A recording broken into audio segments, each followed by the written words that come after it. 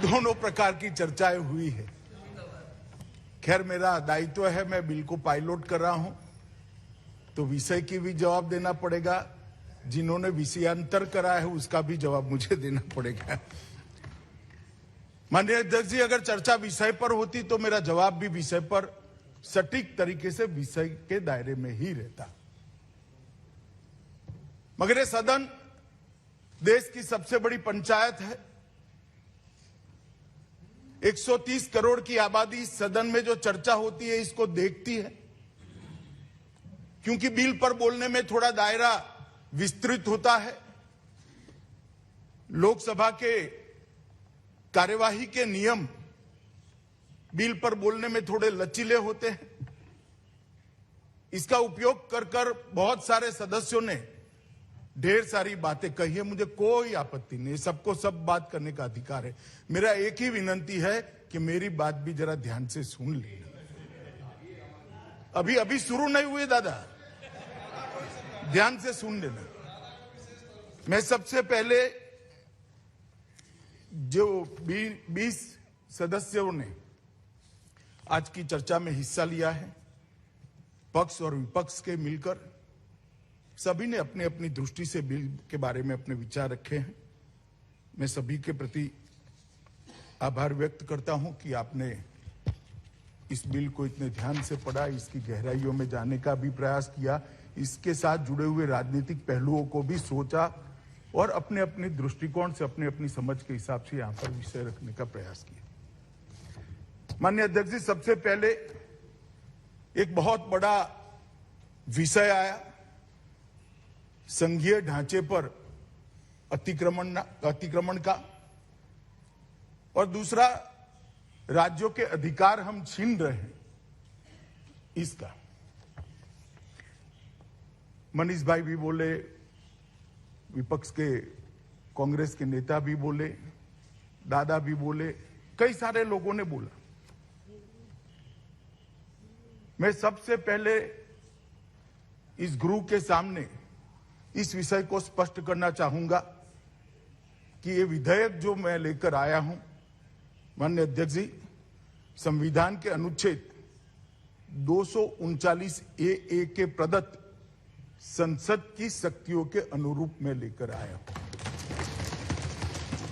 अगर किसी को पढ़ना है तो मैं पढ़ भी सकता हूं, मैं संविधान को भी लेकर आया हूं कि पुनर्स्थापित करते वक्त भी ये मुद्दे उठाए गए थे, उस मुद्दों का जवाब भी दिया गया, मगर फिर से आज ये मुद्दे उठाए गए। अनुच्छेद 239 ए 3B के अनुसार संसद को दिल्ली संघ राज्य क्षेत्र या इसके किसी भी भाग के बारे में उससे संबंधित किसी भी विषय पर, ध्यान से सुनिएगा, किसी भी विषय पर कानून बनाने का अधिकार प्राप्त है। यहां एक अलग प्रकार से बात की जाए, राज्यों के अधिकार, राज्यों के अधिकार, राज्यों के अधिकार।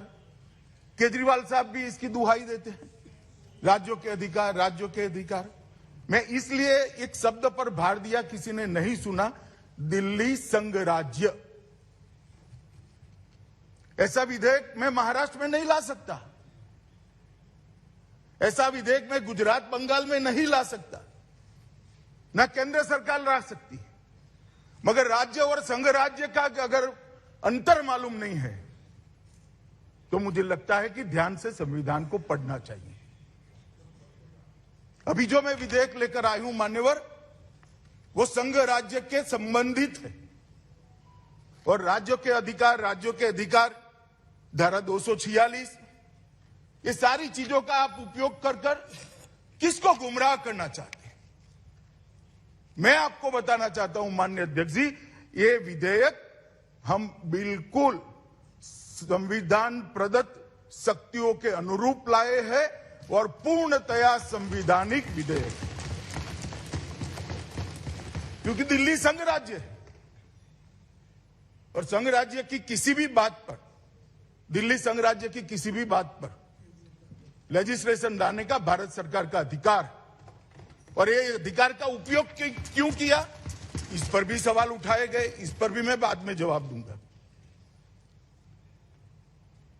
मैं थोड़ा आगे कहता हूं कि एक बात बताई गई 2011 में ये विधेयक दिल्ली सरकार में पारित किया गया था संशोधन, और अब आप इसको कैसे अमेंड कर सकते हो या तो कैसे बदल सकते हो। संविधान के अनुच्छेद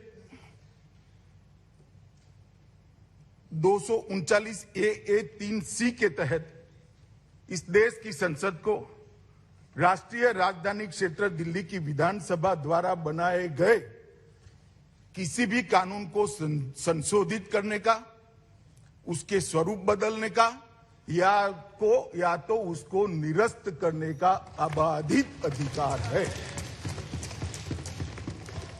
और जो लोग हम पर आरोप करें, मैं उनको बताता हूं ये हमारे समय में नहीं हुआ है। अधीर रंजन भी सुन ले, ये हमारे समय में नहीं हुआ है। ये संविधान के अंदर प्रोविजन ऑलरेडी है। संविधान को मेरे जैसे सादे चश्मों से दिखोगे तो दिखाई पड़ता होगा, राजनीतिक चश्मों से देखोगे तो नहीं दिखाई पड़ेगा। चश्मे साफ करने का सवाल है माननीय अध्यक्ष जी। बाकी तो बहुत स्पष्ट लिखा है और सब भाषाओं में है।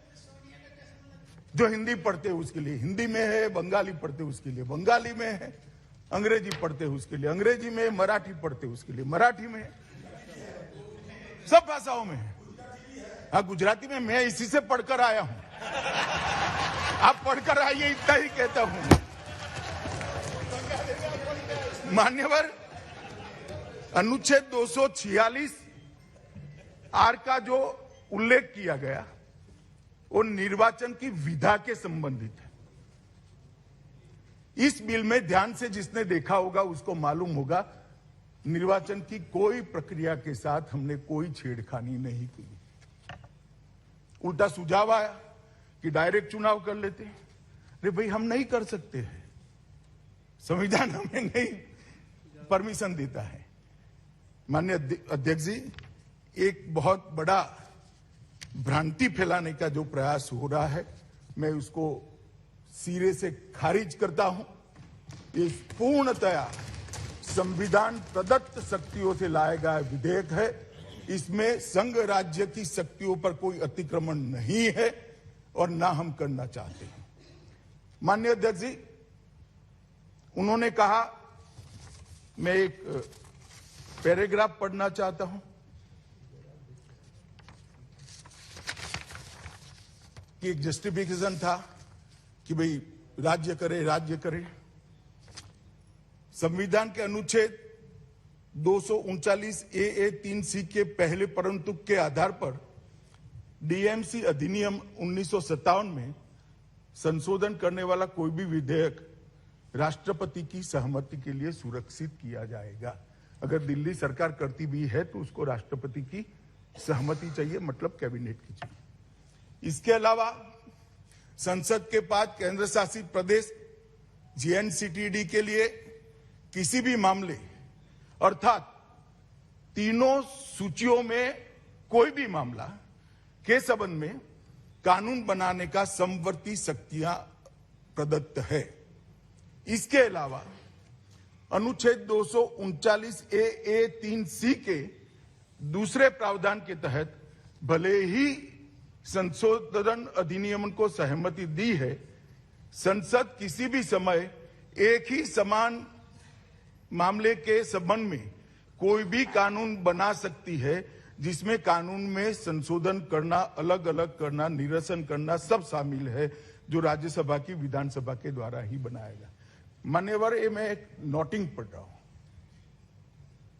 और कांग्रेस के मित्रों की जानकारी के लिए, ये नोटिंग जब 2011 का एक कानून आया तब देश के गृहमंत्री, तत्कालीन गृहमंत्री और विद्वान धाराशास्त्री श्री पी चिदम्बरम ने किया हुआ नोटिंग है।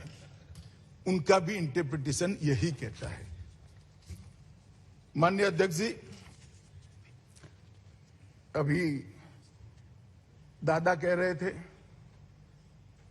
कि अमित शाह जी सब जगह सरकार बनाना चाहते हैं, इनकी पार्टी सब जगह सरकार बनाना चाहती है।